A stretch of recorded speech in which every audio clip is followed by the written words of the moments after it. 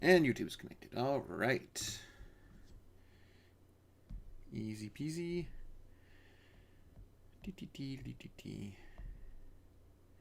Okay. Whew.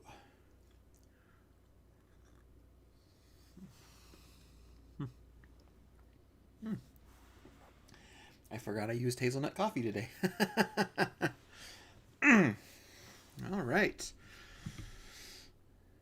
Good morning, everybody. I hope you are doing well. It is Hump Day. And I forgot yesterday to mention, so shame on me, but yesterday was National Coffee Day, which should have been something I mentioned on my pastor's percolator, but that was yesterday. So still, I will celebrate again today by still drinking coffee, as I do most days of the week.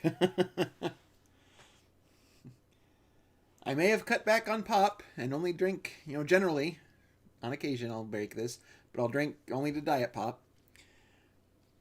Coffee, I don't think I'll be getting rid of anytime soon.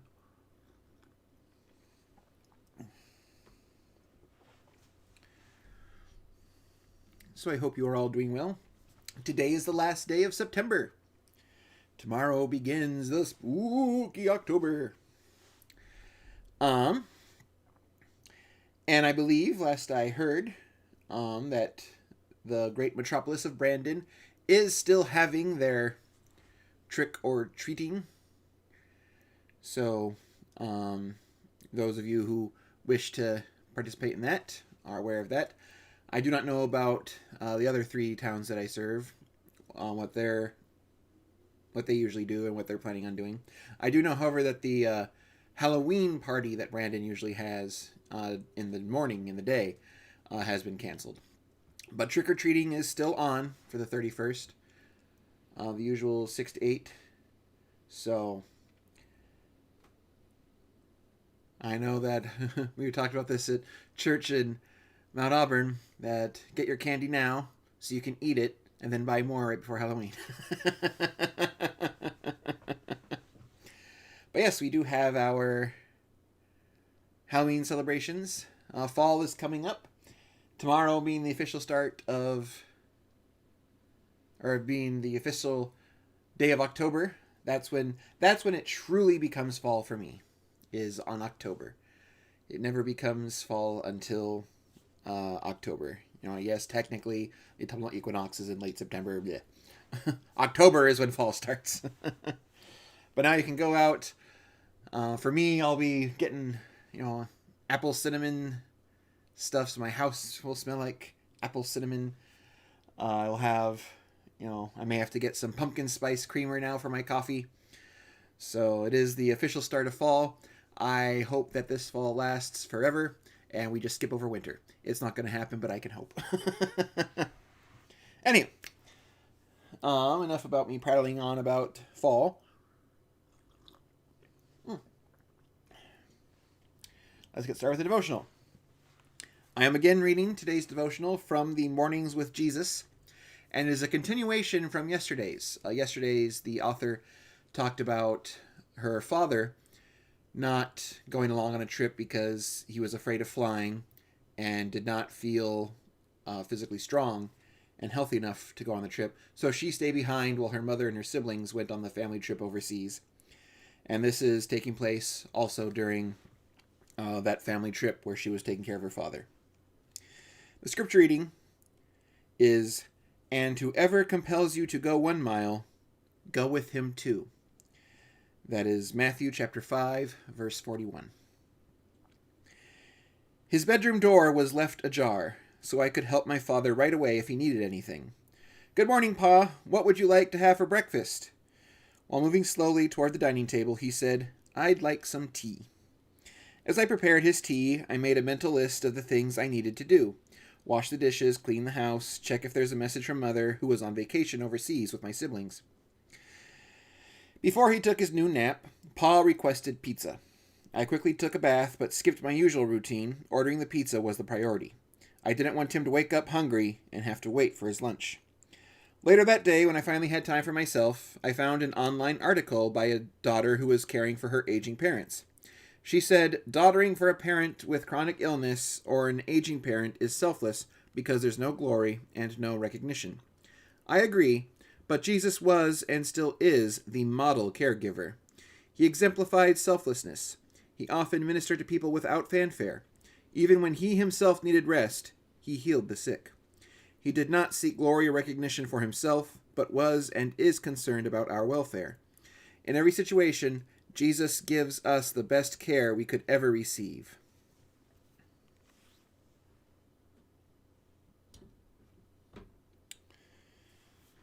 While I was attending Morningside College, I met a few friends, usually through music, because that was where I was most involved at Morningside. But the wonderful thing about going to a small college like that is that the people involved in the music department aren't all music majors. Granted, I will say a hefty percentage, not the majority, but a hefty percentage of my friends I met in college were music majors. That's, kind of law of averages, just mathematically speaking. But we had, the friend I talked about yesterday that had to add me to his phone. He was a computer science major. I know several education majors. And I've come to realize that there are certain fields, certain career paths that require a calling.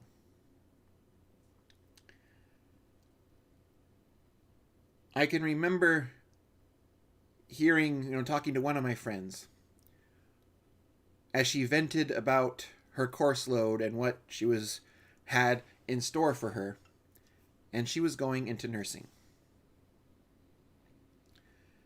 Nursing, like things like education, things along those lines, to me, are a calling-based career. When you are going into nursing, you are motivated by something more than just, I want to have RN after my name. You are motivated by a deep-seated desire to help others. And I can honestly say that the friend in question I was talking to felt that desire.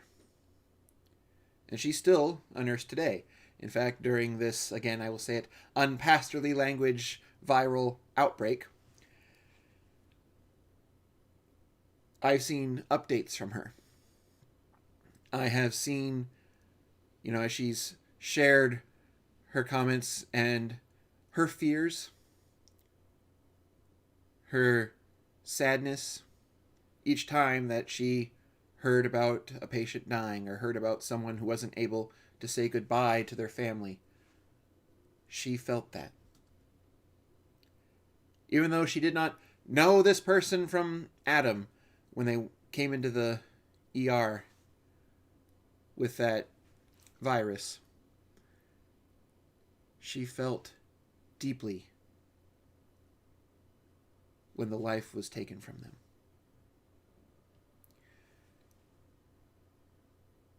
The things with careers such as teaching, nursing, those kind of caregiving careers, the reason that they are what in my opinion, are a calling-based career is that it is all about doing for others. It is all about serving. You look at things like people who go into the military. Now, some, I will admit, sign up for military because they want, college scholarships and funding along those lines. But I would argue the vast, vast majority of people who are still actively serving today are doing so because they have the desire to protect their country. They have the desire to protect the freedoms that are enshrined in our Constitution from whatever threat from anyone who would dare threaten those. The same can be said for anyone who enters any kind of service or caregiving industry.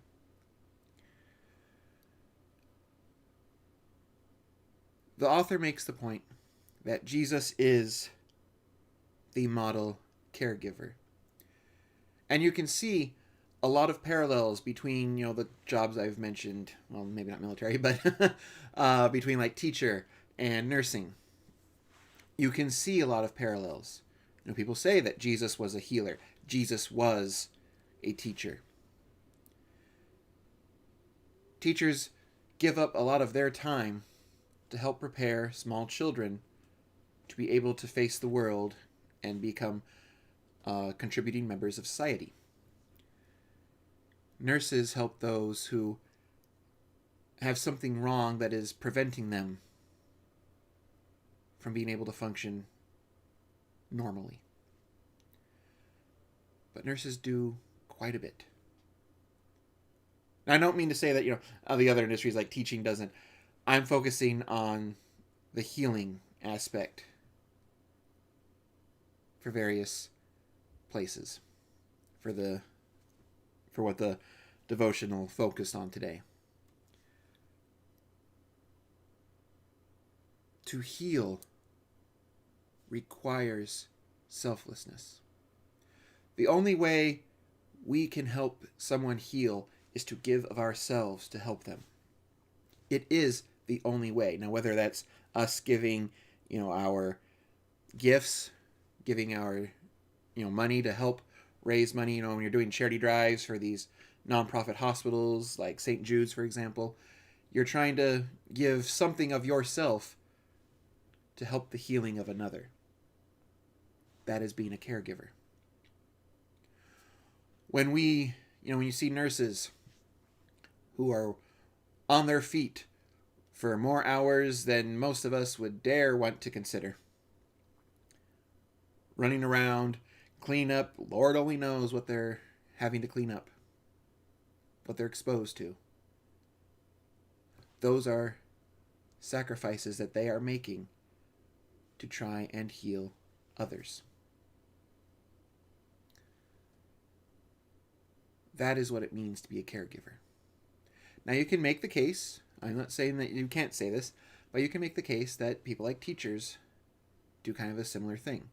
They give of their time to help others not so much heal, but grow, which is also important. But things like those very much calling type industries require us to be selfless. Selfish teachers do not make good teachers. Selfish nurses do not make good nurses. Now, I can thankfully report that I do not know personally any teachers I would call selfish. I do not know personally any nurses that I would call selfish. Again, that kind of goes against the criteria of the job. I have many teachers in my family. I have many teachers in my friends. Those from college, those I met afterwards. I have many nurses. I have many people in the medical field in my family. But it still holds true that whether you're teaching, whether you're healing, whether you're doing any of those calling-based industries, you have to sacrifice a piece of yourself. And that is what Jesus showed. Like the author said, even though when he needed rest, when he was tired, when he was exhausted, when he saw a need, he addressed it. We hear when he was in the boat with the disciples and the storm was raging, one thing the disciples knew, to go to him for help. And when he woke up, his first act was not to rebuke the disciples for daring to wake him. His first act was to call out to the storm and calm it. Helping others, sacrificing of ourselves to do it, that is the example set by Christ. And we do it in many, many ways. As I said, through our physical gifts, through our gifts of our time, all those things. We are being caregivers in our own way. So maybe we should see how else, what other means we've walked that mile. Let's try walking too. Figuratively speaking, I still have my cane. That's all I have for today. Oh, and I forgot something that I always do. Every single one of these I remembered. So what's going on in the great metropolis of Brandon?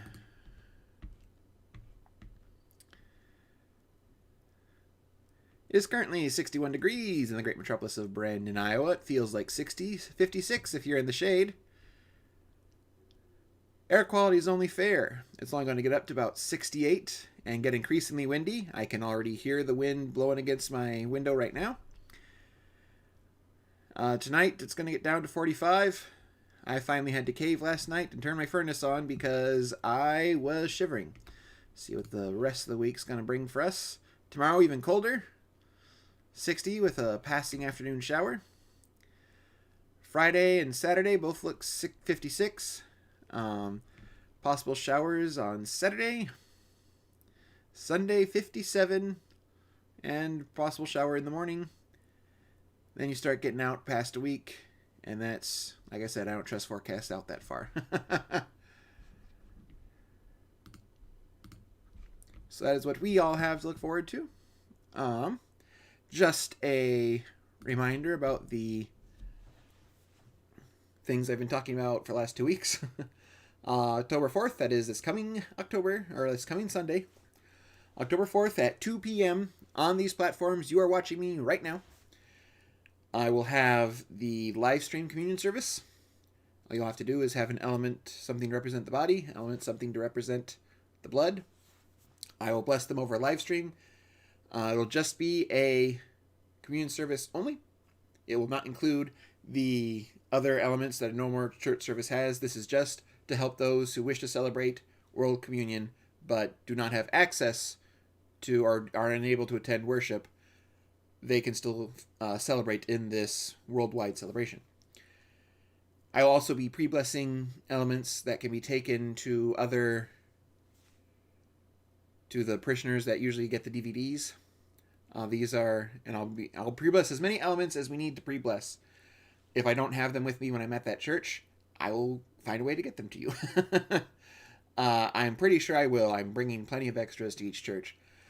But they will, these are so that anyone who does not have internet access but wishes to have the service celebrate in the World Communion can still do so.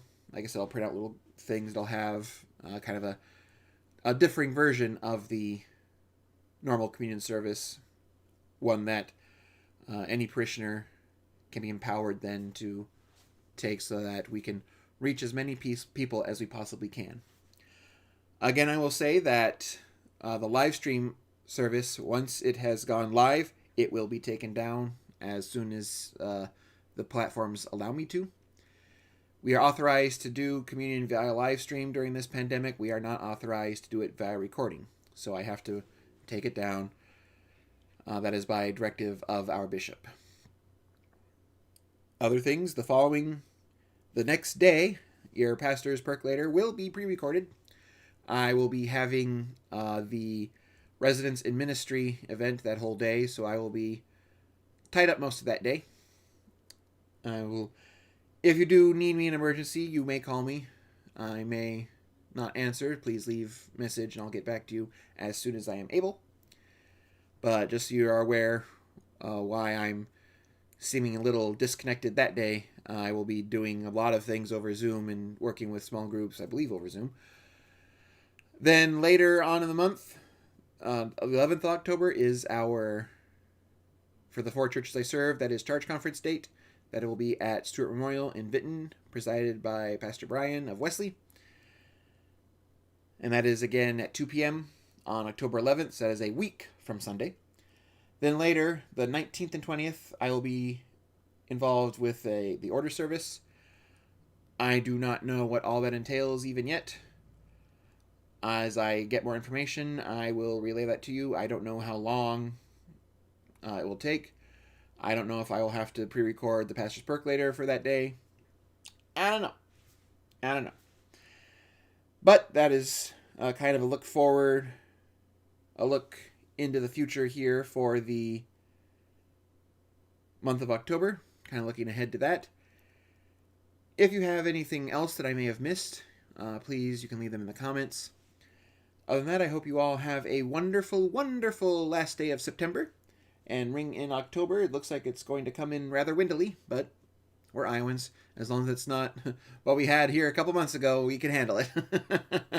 So, hopefully you all have a wonderful end of your September. And as we continue into fall, things find you well. And as we gear up for our fall celebrations, have a good, wonderful day, everybody.